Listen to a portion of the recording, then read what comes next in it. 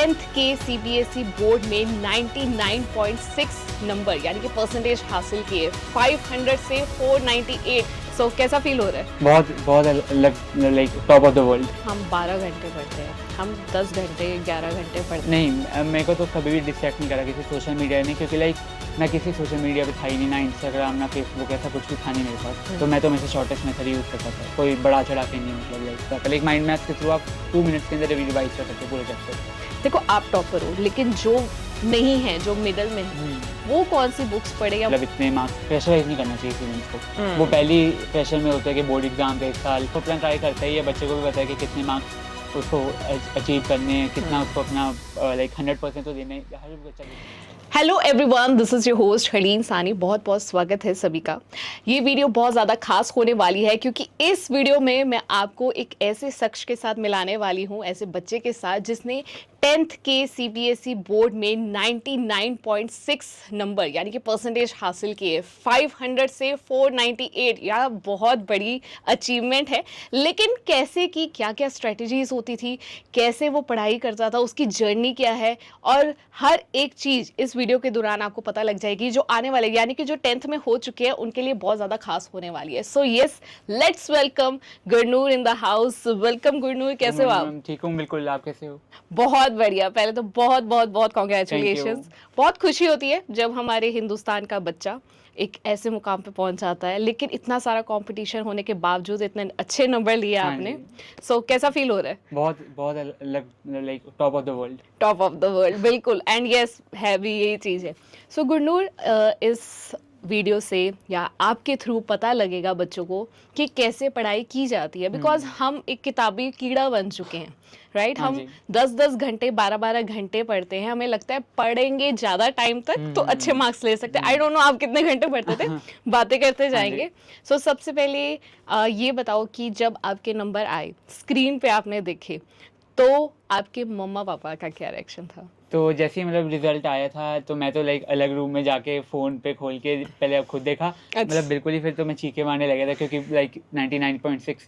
तो फिर जब मैंने मम्मा पापा को बताया, वो तो मतलब बिल्कुल ही सरप्राइज़ हो गए। लाइक रिलेटिव्स भी आए हुए थे, नानी नानू सब आए हुए थे, सारे बिल्कुल ही सरप्राइज़ हो गए थे। मतलब हमने एक्सपेक्ट ही नहीं करा था 99.6। लाइक हम एक्सपेक्ट कर रहे थे 95-96 के आसपास। अच्छा, इतना एक्सपेक्ट कर रहे थे? ये तो बहुत ज़्यादा हो गया। 99.6 तो बहुत ज़्यादा हो गया। अच्छा, ऐसे बहुत सारी अगर हम मार्क्स देखते हैं ना, 498 आउट ऑफ 500, ऐसे कौन से सब्जेक्ट है जिसमें आपने 100 स्कोर किया? मैंने मैथ्स में 100 आउट ऑफ 100 है, ओह, साइंस में भी 100 आउट ऑफ 100 है, and information technology okay. 100 out of 100। 100 after 100 है, और बाकी जिसमें एक आधा कट गया? बाकी इंग्लिश में 99 और एसएसटी में भी 99। ओके, इसमें करके आपके 2 मार्क्स कट गए हैं। ओके, लेट्स टॉक अबाउट कि आपकी जर्नी क्या है। पहले कि आप शुरू से ही इतना मतलब टॉप रहे हो क्लास में, कि अब कोई एक टाइम आया था जिसके बाद आपको लगा कि अब पढ़ना चाहिए बिकॉज 10th पास आ रही है? नहीं, ऐसे नहीं था। मतलब शुरू से जैसे फर्स्ट क्लास से लेकर मैं हर एक क्लास में टॉप किए। तो फिर लाइक 9th में भी मेरी अबाउट 97.8 परसेंटेज थी। ओके। तो फिर 10th में भी मैंने तो पढ़ना ही था। पढ़ना ही था। मेहनत किस में ज़्यादा की थी कि मैं रेगुलर ही कर रहे थे? रेगुलर, मतलब अलग से नहीं कुछ, जैसे 9th में करता है वैसे ही 10th में। ऑलराइट, ठीक है। अब मैंने स्टार्टिंग में बोला था हम 12 घंटे पढ़ते हैं, हम 10 घंटे 11 घंटे पढ़ते हैं। हमें लगता है कि स्कूल से आओ, सो जाओ, और उसके बाद ट्यूशन जाके पढ़ो। यही हम किताबी कीड़ा पढ़ के। तो आपका मैं एक स्केड्यूल जानना चाहती हूँ, एक टाइम टेबल, कि आप कैसे मैनेज करते थे? तो जैसे फर्स्ट ऑफ ऑल तो मैं स्कूल जाता था, अबाउट 2 o'clock वापस आ जाता था। उसके बाद थोड़ा सा टेलीविज़न और बाकी लंच वगैरह करके सो जाता था। अबाउट 4 o'clock मैं फिर उठता था। फिर लाइक मैं 4 to 6 सेल्फ स्टडी करता था। उसके बाद लाइक 6 to 7 मेरा डिनर वगैरह और सब कुछ वो हो जाता था। और उसके बाद मैं दोबारा अबाउट 2 hours सेल्फ स्टडी करता था। ओके।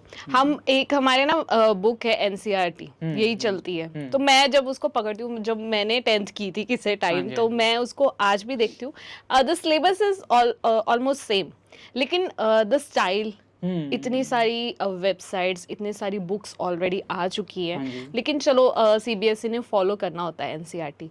तो मैं आपसे पूछना चाहती हूँ, द स्टाइल ऑफ टीचिंग जो आपके स्कूल्स में या आपका खुद का, क्या रिसर्च करते थे, कैसे रिसर्च करके चीज़ें, वेबसाइट देखते थे, कोई बुक्स और पढ़ते थे, या सिर्फ एनसीईआरटी बेस पे थे आप? अब मेनली तो जैसे एनसीईआरटी आना तो सब कुछ एनसीईआरटी में से ही होता है, तो मेनली तो मैं एनसीईआरटी ही फॉलो करता था। और रेफरेंस के लिए मैंने ओसवाल के क्वेश्चन बैंक्स जो होते हैं 10 सीबीएसई के, वो Okay. सॉल्व करे थे Okay. तीनों सब्जेक्ट्स के लिए। और जैसे बहुत सारे रिसोर्सेज होते हैं, हमें पता नहीं होता कौन सा हम पिक करें, हमें कोई ना कोई सजेस्ट जरूर करता है ये वाला पिक करो, लेकिन उसके बाद भी हम बहुत सारे 2-3 ऑप्शन लेके एक ऑप्शन पिक हाँ जी। करते हैं कि this is a best option. तो आपने कैसे रिसर्च किया था? मैंने जैसे मेनली तो मैं एनसीईआरटी फॉलो करता था, और रेफरेंस बुक्स के लिए जैसे मेरे टीचर्स ने और जो सीनियर्स थे उन्होंने रिकमेंड करा था कि ओसवाल की बुक्स जो होती है वो लाइक काफ़ी अच्छी क्वालिटी की है, और उन्हीं में से लाइक डायरेक्टली भी क्वेश्चंस कभी कभी उठ के आ जाते हैं सीबीएसई बोर्ड एग्जाम्स में, अच्छा, वैल्यूज चेंज करके लाइक मैथ्स वगैरह में। ओके। तो इसलिए मैंने फिर ओसवाल बुक्स को फॉलो करा था। ऑसवाल की जो बुक्स हैं उसमें हर एक सब्जेक्ट आपने फॉलो किया? हाँ, मैथ्स, साइंस और social science. Okay, math, science और सोशल साइंस। main आपने thing। जैसे बोला कि सीबीएसई में भी उनके कुछ क्वेश्चंस हाँ आते जी, हैं, हाँ जी। How it is possible? मतलब वो लाइक बिल्कुल सेम पैटर्न पे उनकी बुक्स के अंदर क्वेश्चंस होते हैं, तो उसी आना तो उसी में से, तो लाइक पीवाईक्यूज वहीं से रिपीट होके आ जाते हैं ओसवाल की क्वेश्चन बैंक में से। ओके, आप किस में बिलीव करते हो, थ्योरिकल पार्ट में या प्रैक्टिकल पार्ट में? कैसे बच्चों को समझाओगे? अगर हमने ऑब्वियस हम देखते हैं कि चलो 10th पास होगी, हम भूल जाए ट्रिग्नोमेट्री क्या होती है ना, केमिस्ट्री क्या होती है, तो हम आगे नहीं यूज़ करते उन चीज़ों को। तो ऐसे क्या मार्केट में ऐसी भी कुछ बुक्स हैं जो आपको ये बताती है कि इसका इस्तेमाल आप फ्यूचर में कैसे कर सकते हो? ऐसे भी आपका चलता रहता है दिमाग में, कुछ बताना चाहते हो हमारे बच्चों को? ऐसे हाँ जी, वो तो है ही, जैसे पुरानी चीज़ें भूलने का तो कोई फ़ायदा नहीं। जैसे ट्रिग्नोमेट्री है 10th में, 11th में पूरी फिजिक्स में ही ट्रिग्नोमेट्री है, तो मतलब अगर आप ट्रिग्नोमेट्री भूल जाओगे तो कोई फ़ायदा ही नहीं आपकी 10th करने का भी। तो 11th में भी क्योंकि आपको करना ही है आगे कुछ ना कुछ फॉलो, तो फिर उसके लिए याद तो रखनी पड़ता है। प्रैक्टिकल नॉलेज मेरे हिसाब से ज़्यादा हेल्पफुल है रादर देन थ्योरेटिकल। कैसे करेंगे प्रैक्टिकल नॉलेज को थोड़ा इनहेंस? कंसेप्ट्स को लाइक रट्टे मारने की तो कोई फ़ायदा है नहीं, क्योंकि आजकल क्या होता है सीबीएसई जो है वो डायरेक्टली नहीं क्वेश्चंस पूछता, वो लाइक आपके कंसेप्ट्स चेक करता है कि आपको कंसेप्ट कितना आता है, ये नहीं है कि आपको लाइन कितनी याद है। तो उसके हिसाब से आपको कंसेप्ट्स क्लियर करने पड़ेंगे अपने, तभी आप ओके, राइट। हाँ जी, हाँ जी, बोलो। तभी आप फिर प्रैक्टिकली उसको अप्लाई कर पाओगे एग्जाम्स में। ओके, जो हमारे सैम्पल पेपर्स होते हैं, हम उनको बहुत ज़्यादा सॉल्व करते हैं। Is it good to solve more sample paper, और it is better to solve दो सैम्पल पेपर्स जो बहुत ज़्यादा पर्टिकुलर हो? मेरे हिसाब से लाइक बैलेंस बना के रखना चाहिए, बैलेंस। लाइक सैम्पल पेपर्स तो सॉल्व करनी है, क्योंकि लाइक आप एक टाइम अपना टाइमर लगा लो साथ में 3 आवर्स का, और बिल्कुल लाइक वैसी फील लेके मैं सॉल्व करता था सैम्पल पेपर्स के, जैसे मैं बोर्ड एग्जाम में ही बैठा हूँ, और बाद में वैसे ही फिर एनालाइज करो कि आपकी कहाँ गलती हुई, क्या ठीक था, वो सब कुछ। तो मेरे हिसाब से सैम्पल पेपर्स तो जितने ज़्यादा हो सके उतनी अच्छी बात है, जितने ज़्यादा। हाँ, ये बहुत अच्छी आपने बात की कि जो टाइमर है वो बहुत इम्पोर्टेंट है, बिकॉज लंबा पेपर होता है और हम जब लिखते हैं तो हमें हाँ पता जी। नहीं लगता टाइम का। So it is very important to manage the time कि कैसे राइटिंग करना स्पीड भी। है, राइटिंग स्पीड। अच्छा, ये जो हम रफ वर्क या अपनी हैंड राइटिंग, ये सब कुछ मैटर करती है कि कैसे आप स्टेप बाय स्टेप सॉल्व करते हो? और इसके साथ ही मैं ये क्वेश्चन पूछना चाहती हूँ, ऐड ऑन करना चाहती हूँ, बिकॉज बहुत सारे बच्चे ऐसे होते हैं जो सोचते हैं कि हम ज़्यादा इक्वल टू डाल के सॉल्व करेंगे, ज़्यादा स्टेप्स लिखेंगे तो हमें नंबर मिलेंगे, रेदर देन वो ये नहीं सोचते कि हम 2 स्टेप्स में भी कंप्लीट कर सकते हैं। आप इसको बताओ, आपकी क्या स्ट्रेटेजी थी? मेरी तो यही अप्रोच रहती थी कि लाइक जो शॉर्टेस्ट मेथड है किसी भी क्वेश्चन को करने का, क्योंकि मेनली तो लाइक बोर्ड एग्जाम्स के अंदर आपका आंसर्स ही चेक करे जाएंगे कि आंसर्स ठीक है कि नहीं। फालतू की लाइनें बढ़ाने का तो कोई फ़ायदा होता नहीं है, उन्होंने तो बस आंसर चेक करना है आपका कि आंसर करेक्ट है कि नहीं। तो मैं तो हमेशा शॉर्टेस्ट मेथड यूज़ करता था, कोई बढ़ा चढ़ा के नहीं, मतलब लाइक। ओके, और ये शॉर्टेस्ट मेथड कौन सी जगह से हमें देखने को मिलता है? क्योंकि एनसीईआरटी तो पढ़ते हैं, ठीक है, उसमें लेकिन ना समझ नहीं आता कईयों को, लैंग्वेज का थोड़ा रहता है कि हाँ कि एनसीईआरटी में पूरा अच्छी तरह सॉल्व नहीं कराया जाता। देखो, आप टॉपर हो, लेकिन जो नहीं है, जो मिडल में है, वो कौन सी बुक्स पढ़े या वो कौन सा मतलब चैनल देखे, वो कौन सी जगह जाए जो स्टेप बाय स्टेप भी बताए और ऐसी भी चीजें बताओ जो शॉर्ट फॉर्म में भी बताए? बिकॉज हम दोनों बच्चों को इस वक्त हर कोई देख रहा है ना, जो 70 वाले भी है, जो 50 वाले भी है, जो 90 वाले भी हैं, तो वो दोनों मुझे बताओ तो कौन सी बेस्ट रहने वाली है? तो एनसीईआरटी के अलावा जैसे ओसवाल के जो क्वेश्चन बैंक्स आते हैं क्लास 10th के, वो बिल्कुल सिस्टमेटिक है। मतलब सबसे पहले क्या होता है, लाइक आपको चैप्टर की समरी दी जाती है 2 पेजेस के अंदर, लाइक आपको पूरा एनसीईआरटी का चैप्टर आपने एक बार ही पढ़ लिया, याद तो आपको मतलब ज़्यादा रहता नहीं पहली बार ही पढ़ने में, तो जब आप समरी पढ़ोगे एक बार बुक से उस वाल की, आपको लाइक वो रिटेन ज़्यादा होगी चीज़ें, और समरी में सिर्फ वो इंपॉर्टेंट पॉइंट्स दिए जाते हैं मतलब जो हम मिस कर देते हैं एनसीईआरटी को नॉर्मली पढ़ते पढ़ते। तो समरी के बाद सीधा ही जैसे वहाँ पे लेवल 1 स्टार्ट हो जाता है उस वाल की बुक्स में, वहाँ से आप फिर क्वेश्चन सॉल्व करते जाते हो। लाइक जो एमसीक्यूज थे क्वेश्चन में, एमसीक्यूज से वो मुझे बहुत अच्छे लगे, क्योंकि एमसीक्यूज में ही मोस्टली मेरे मार्क्स जो है वो डिडक्ट होते थे लाइक स्कूल एग्जाम्स के अंदर। तो मैं उस वाल से मैं सारे एमसीक्यूज प्रैक्टिस करके जाता था, लेवल 1 भी, लेवल 2 भी। और लाइक एसएसटी के अंदर पिक्चर बेस्ड क्वेश्चंस भी आजकल काफ़ी पूछे जाते हैं अपने सीबीएसई बोर्ड एग्जाम्स में, तो वो भी उस साल के अंदर सारे पिक्चर बेस्ड क्वेश्चंस दिए हुए हैं। और साथ में लाइक आपको टिप्स भी दी जाती है, लाइक कि आप क्या बच्चे गलतियाँ करते हैं और आप उनसे क्या सीख सकते हो। अच्छा, वो मुझे काफ़ी अच्छी बात लगी। अच्छा, समटाइम ना हम चाहते हैं कि हमें कोई बता दे कि ये सॉल्व कैसे होना है, ठीक है, ऐसे होता है ना कि हाँ, कि हमें नहीं समझ आ रहा कि ये भी स्टेप समझ नहीं आ रहा, तो उसके लिए हम फिर किसको कैसे देखें, कहाँ पे जाके अपनी प्रॉब्लम को सॉल्व करें? जैसे ओसवाल के जो क्वेश्चन बैंक्स मैंने सॉल्व करे थे, उसके अंदर लाइक जो कई डिफिकल्ट क्वेश्चंस होते थे, उनके साथ वो टॉपर की भी एक आंसर शीट में से एक स्क्रीनशॉट लाइक प्रिंट आउट होता था लाइक टॉपर की आंसर शीट का, तो वहाँ से पता चल जाता था कि टॉपर ने इसको कैसे अप्रोच किया क्वेश्चन को, तो वही अप्रोच देख के मेरे को समझ आ जाता था कि कैसे मतलब। ओके, आपने ओसवाल का नाम लिया, मैंने ना ये बहुत सुना है इनके बारे, क्योंकि ये टॉप में माने जाते कहीं ना कहीं, ये कहते कम्पीट करते हैं एनसीईआरटी बुक्स। मुझे लगता है आने वाले टाइम में हमारे बोर्ड एग्जाम में ओसवाल की बुक्स ना लग जाए स्कूल में, बिकॉज पर्टिकुलर हर चीज को रिजॉल्व आपने पढ़ा है, हमारे टाइम नहीं आया था, तो मैंने सिर्फ इनका नाम सुना था। सो मैं बेसिकली इनके पूछना चाहती हूँ, अगर ये बच्चे पढ़ते हैं, अगर उन्होंने एनसीईआरटी भी पढ़ के सिर्फ ये पढ़ ले, क्या वो उनकी हर एक प्रॉब्लम सॉल्व हो जाएंगी? मैं उन बच्चों का पूछ रही हूँ जो 50-60 वाले हैं, क्या वो 10th बोर्ड में उस टाइमर के साथ, उस स्पीड के साथ, उस स्ट्रेटेजी के साथ 10th पास कर लेंगे? हाँ जी, बिल्कुल आराम से कर सकते हैं, अगर वो एनसीईआरटी और ओसवाल के क्वेश्चन बैंक्स अगर वो अच्छी तरह सॉल्व कर लें, तो मैं बिलीव करता हूँ कि 95 के आसपास आराम से आ सकती है। मैंने भी यही करा, मैंने और कोई बुक फॉलो नहीं करी।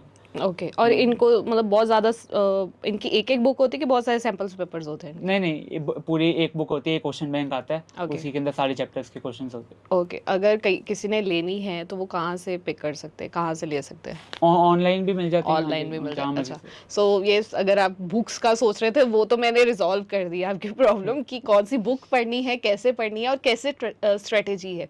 तो थोड़ी और जर्नी की तरफ चलते हैं।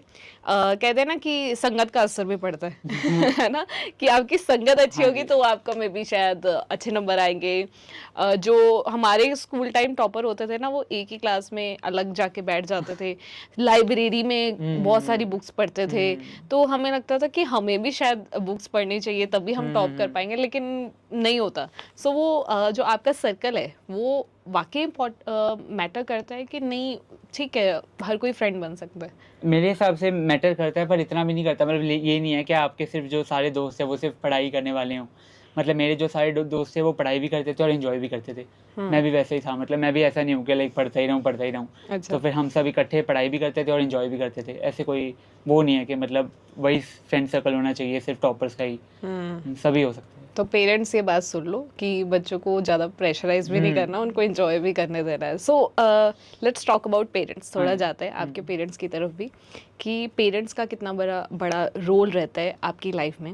क्या वो इतना प्रेशराइज आपको करते हैं कि इतने नंबर तो मुझे चाहिए, नहीं चाहिए तो इतने तो आपको उसको तो बीट करना है, नहीं होगा तो फिर क्या होगा? बिकॉज आजकल जो हम देखते हैं कि जिसके 12th में या 10th में अच्छे नंबर ना हो तो वो गलत स्टेप उठाते हैं, तो वो डिप्रेशन में भी चल जाते हैं। This is a problem, that's why मैं आपसे इसलिए पूछ रही हूँ बिकॉज आप एक्सपीरियंस हो, आप इस जेनजी का हिस्सा हो, तो आपको पता होगा कि आपके आसपास कैसे चल रहा है। तो मेरे पे तो ऐसा कोई प्रेशर था नहीं पेरेंट्स की तरफ से कि मतलब इतने ही लाने हैं या ऐसा कुछ नहीं था।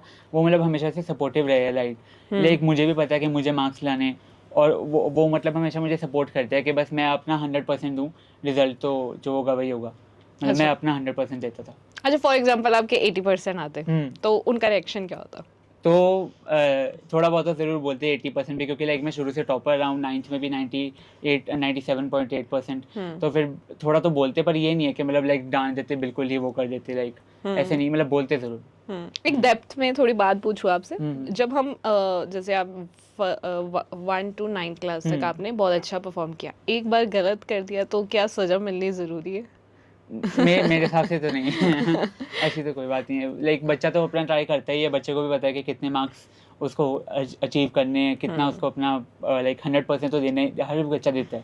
वो लाइक उसकी कैपेबिलिटी, हर एक बच्चे की अलग अलग कैपेबिलिटी होती है, लाइक कोई किसी सब्जेक्ट में स्ट्रांग होता है, कोई किसी में स्ट्रांग होता है। तो हम ऐसे नहीं कर सकते कि मतलब इतने मार्क्स, प्रेशराइज नहीं करना चाहिए स्टूडेंट्स को।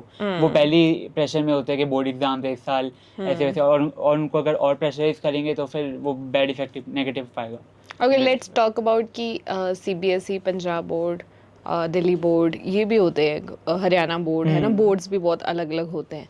तो उस हिसाब से भी अलग आपको कोई नॉलेज है इसके बारे, अगर बता सकते हो, नहीं तो इट्स ओके, कि उसके हिसाब से भी अलग अलग बुक्स होती है या स्ट्रेटेजीज होती है कि we can do the same, पढ़ाई तो करनी है कैसे भी मेरे हिसाब से तो सेम ही है, लाइक सिमिलर ही होता है सिलेबस, क्योंकि तो बुक्स भी सिमिलर ही फॉलो कर सकते हैं। Alright, okay. आज के टाइम में सोशल मीडिया प्लेटफॉर्म्स, जो हम गेम्स खेलते हैं, मैं बहुत सारे लोगों बच्चों को पूछती हूँ कि क्या कर रहे हो, हमने गेमर बनना है ना।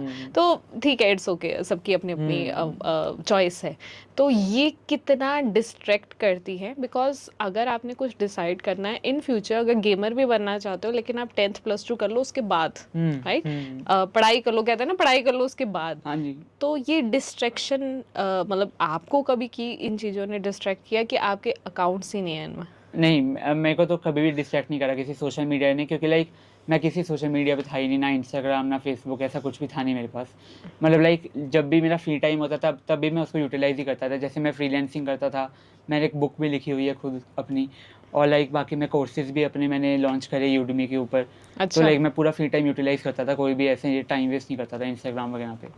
और जो बाकी आपके आसपास अगर देखा जाए तो क्या वो डिस्ट्रैक्ट होते हैं बच्चे? कई बच्चे, हाँ जी, लाइक इंस्टाग्राम पे तो आजकल सारी, क्योंकि रील्स स्क्रॉल करते रहते हैं और उनको पता नहीं चलता टाइम कैसे निकल जाता है। तो वो तो बिल्कुल एक डिस्ट्रैक्शन है ही, पर लाइक हमें ही ओवरकम करना पड़ेगा उस चीज़ को, नहीं तो कैसे? बस अपने अकाउंट ही ना बनाओ इंस्टाग्राम वगैरह के ऊपर, फिर आपको लाइक वही नहीं बचेगा आपके लाइक क्या अच्छा, आप देख पाओ। क्या आपको लगता है कि आपकी जो चीज़ें हैं, यानी कि पढ़ाई का तरीका ही अगर अलग हो जाए आपके स्कूल्स में, या आपकी स्ट्रेटजीज में, या आपकी बुक्स जो आप लेते हो, सैम्पल पेपर जो सॉल्व करते हो, वो ही ऐसे बन जाए, तो आपकी डिस्ट्रैक्शन कम हो जाएगी, खत्म हो जाएगी, बिकॉज आपको मजा आएगा सॉल्व करने में। आपको लगता है ये होना हाँ चाहिए? जी, हाँ जी, बिल्कुल। जैसे ओसवाल की भी जो बुक्स होती है उसमें माइंड मैप्स होते हैं, Okay. लाइक 1 पेज के अंदर पूरा चैप्टर, पूरा एसएसटी का चैप्टर आप 1 पेज के अंदर कवर कर सकते हो, लाइक माइंड मैप के थ्रू। अच्छा। तो उसमें बड़ा मजा आता है, लाइक वो एक ही पेज पढ़ के आपको लाइक ऐसी फीलिंग आती है like you have completed the chapter. Okay, एक काफी बताओ मजा- कैसे, एग्जांपल। लाइक पूरे कलरफुल माइंड मैप्स होते हैं, लाइक बीच में चैप्टर का नाम और आसपास एरोज निकलते हैं, और हर एक क्लाउड के अंदर एक टॉपिक होता है जो एनसीईआरटी का टॉपिक होता है, और उसके आगे उसके मेन पॉइंट्स होते हैं जो भी आपको याद रखने होते हैं। तो वो करने में मुझे बड़ा मजा आता है, लाइक माइंड मैप्स के थ्रू आप 2 मिनट्स के अंदर रिवाइज कर सकते हो पूरा चैप्टर।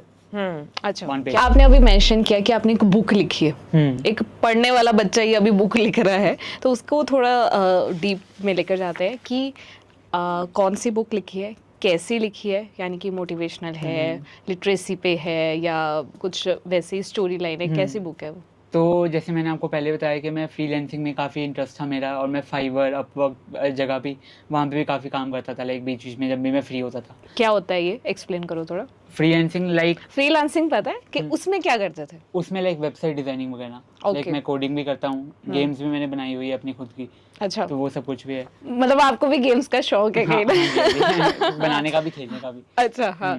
तो जो मेरी बुक थी वो मैंने समर वेकेशंस में लिखी थी। समर वेकेशन में क्योंकि काफ़ी फ्री टाइम होता है, तो लाइक बाकी टाइम में पढ़ लेता था, जब मैंने थोड़ा सा अपना माइंड फ्रेश करना होता था उस टाइम में थोड़ा लिख लेता था।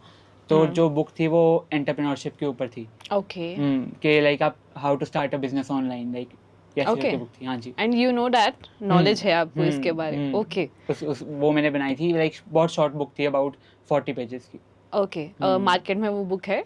वो पहले थी अमेज़न के ऊपर अवेलेबल थी, ओके पर अभी मैंने स्टॉप कर दी थी क्योंकि लाइक पढ़ाई के ऊपर ज़्यादा फोकस करना था एंड में 10th में, ओके, पैसा ना बोर्ड आए एग्जाम अभी से। हमारे पास तो माइंड डाइवर्ट हो सकता है यार। हम्म, ये भी बहुत अच्छी चीजें है कि आपको पता है कब रुकना है और कब चलना है। हम्म, कब आपने वो बुक बनाई जब आपके पास टाइम फ्री टाइम है। था, हाँ जी। स्कूल के टाइम आप वो बुक लिख रहे थे और हम्म, अब बाकी आपका जो टाइम टेबल है वो चल रहा था। हाँ जी। तो मतलब आपने 10th में ही ये बुक लिखी थी। हम्म, वेरी गुड, वेरी गुड। सो जो भी इस वक्त हमें सुन रहे हैं, सो मैं एक एक चीज अगर आप इनकी सुन रहे हो कि कैसे पढ़ना चाहिए, कैसे स्ट्रेटेजी बनानी चाहिए, वो जर्नी आप देखो। बहुत ही कम टाइम में इतना पढ़ लेना, बहुत सारे सैम्पल्स पेपर, इन्होंने ऑसवाल्ड बुक का नाम लिया, सो उसके रिलेटेड भी चीज़ें बताई, वो भी आप पढ़ सकते हो। अगर आप कैसे पढ़ना चाहते हो, कैसे आपने शेड्यूल बनाना है, वो भी हमारी गुरनूर ने बताया है। सो 10th का जो बेसिक है, यानी कि आपने स्टार्ट ही करना है, तो आपके बेसिक क्लियर हो जाए।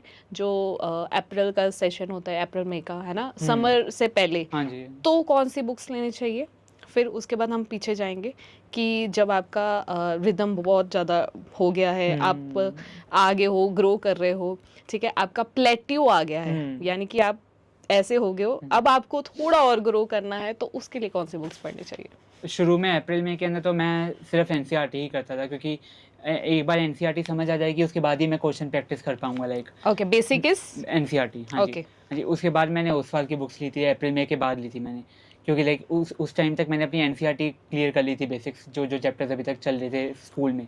तो अब मुझे और चाहिए था, जैसे कि मैं क्वेश्चंस प्रैक्टिस करने हैं, क्योंकि लाइक पेपर के अंदर तो क्वेश्चंस ही आने हैं आपसे, ये तो पूछेंगे नहीं थ्योरी वगैरह। तो तब मैंने ओसवाल की बुक्स ली थी और फिर मैंने पूरे साल वही फॉलो करी।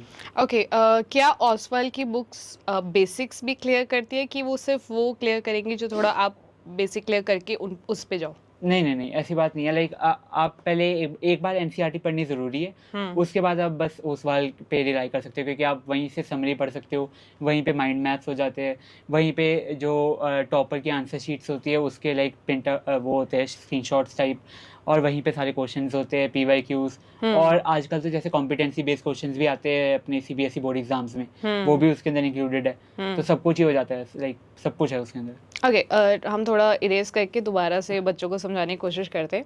अगर आपका सेशन स्टार्ट हो गया अप्रैल में, तब आपने एनसीईआरटी के गो थ्रू होना है, राइट, ठीक है, गो थ्रू हो गए, यानी पहला, दूसरा, तीसरा चैप्टर, 5 तक तो करा देते हैं समर वेकेशन। 4-5, हाँ जी। तो आप समर वेकेशन पे is the best time to buy this book. उसके बाद हम गो थ्रू हुए, हाँ जी। समर वेकेशन सारा उस पे निकाले, और उसके बाद फिर टीचर्स के पास जाए कि इसका आंसर हमें दोबारा बताया जाए, नहीं तो टिप्स आपने बताया कि वगैरह होते ही है।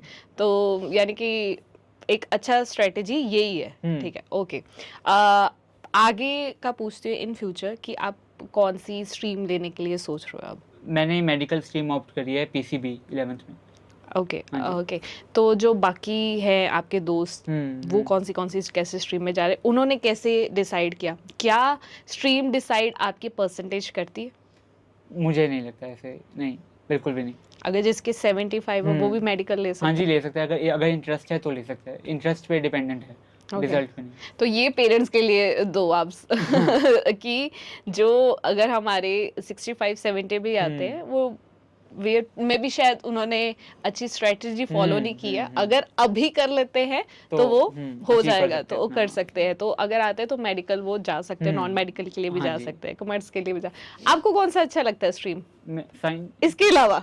अगर आपने कभी सोचा हो कि हाँ मैं गो थ्रू होता हूँ लाइफ, बिकॉज आपने वेबसाइट बनाई है, आप एंटरप्रेन्योर पे बना रहे हो, यानी बिजनेस पे, हाँ तो जी। आप कॉमर्स पे क्यों उसके नहीं गए? अलावा कॉमर्स, हाँ जी, उसके अलावा वही है, पर मेन मेरा मेडिकल ही है, क्योंकि मेरे को कार्डियोलॉजिस्ट बनना है, मेरा ड्रीम है। ओके, हाँ जी। ठीक है, ओके। रैपिड फायर खेलते हैं आपके साथ, ठीक है। So rapid fire, like you have to say, है ना, जल्दी जल्दी हाँ जी, बताने हैं। ओके जी, 5 क्वेश्चन विद गुरनूर। सो हमारे साथ गुरनूर मौजूद है, so rapid fire with Gurnoor. Okay, ready? जी। ओके, इट इज मिक्स रहेगा, ठीक है। ओके, फेवरेट सब्जेक्ट कौन सा है? साइंस। कौन सा नहीं है इंग्लिश। जिसमें मार्क्स कम आए? ओके, जेनजीज को 3 वर्ड्स में एक्सप्लेन करो। Optimistic, future oriented and full of confidence. Life क्या है आपके लिए? एक जर्नी जिसमें लाइक अप्स एंड डाउन्स आते रहें। बेस्ट सैंपल पेपर कौन सा? Best sample paper, Oswal sample paper books. Okay, sometime ना ऐसे होता है, हम अब एंड ऑफ द पॉडकास्ट हैं, कि हम ना मोटिवेट हमेशा नहीं रह सकते। क्या आपने जो बोला कि life is a journey, up and down आते रहते हैं, so it's like a heartbeat है ना, अप डाउन आता रहता है। सो समटाइम हमारा मूड नहीं करता, समटाइम मार्क्स कम आते हैं, सैम्पल पेपर सॉल्व नहीं हो पा रहा, समटाइम हो रहा है। सो जब हम मोटिवेट नहीं रहते, इसको मोटिवेशन का नाम दिया गया है, लेकिन ठीक है, चलता रहता है, तो उस टाइम बच्चों को क्या करना चाहिए, किस तरफ जाना चाहिए, क्या देखना चाहिए या कहीं कहीं जाना चाहिए? तो वो मुझे बताओ कि वो रहे कि या ठीक है, करना तो है ही है ना, 10th तो आ रही है, बिकॉज ये दोबारा नहीं आएगी। हाँ, मेरे हिसाब से तो मोटिवेशन लाइक अंदर से ही आनी चाहिए। लाइक आपको पता होना चाहिए कि लाइक आपने भी टॉप करना है। तो लाइक मेरे अंदर तो शुरू से ही था कि हाँ, मेरे को टॉप करना है, तो मैं वही वही मेरी मोटिवेशन थी। मैं कभी भी ऐसे नहीं डिमोटिवेट हुआ कि नहीं यार हो नहीं रहा। अगर नहीं हो रहा तो मैं देखता था क्यों नहीं हो रहा, लाइक उसको फिक्स करो कि क्यों नहीं हो रहा। सोल्यूशन निकालना हाँ है। हाँ, कभी भी ऐसे नहीं कि तो कैसे सोल्यूशन निकालते थे? बस वही कि कौन से चैप्टर्स वीक है, कौन से स्ट्रॉन्ग है, तो उसी को एनालाइज करके अब सेल्फ एनालिसिस मेरे हिसाब से काफ़ी इंपॉर्टेंट चीज़ है पूरी जर्नी में, अपने आप को एनालाइज करना। ओके, कभी मदर फादर से बात करके सोल्यूशन निकालने की कोशिश की कि सेल्फ ही? मोस्टली सेल्फ ही। मोस्टली खुद ही। सेल्फ ही। क्या बात है, यू आर, मतलब ब्रेन तो स्ट्रांग है, लेकिन आप अंदर इमोशनली भी बहुत ज़्यादा स्ट्रांग हो, अपने आप को हाँ जी। रखा होगा। ओके, सो इट्स बिकॉज मुझे लगता है इसका रीज़न यही है कि एक तो आपको स्ट्रेटेजी आपने जो बताई है, जो अगर आप फॉलो कर लोगे तो आपके इसमें यहाँ पे यानी कि प्रेशर नहीं आने वाला।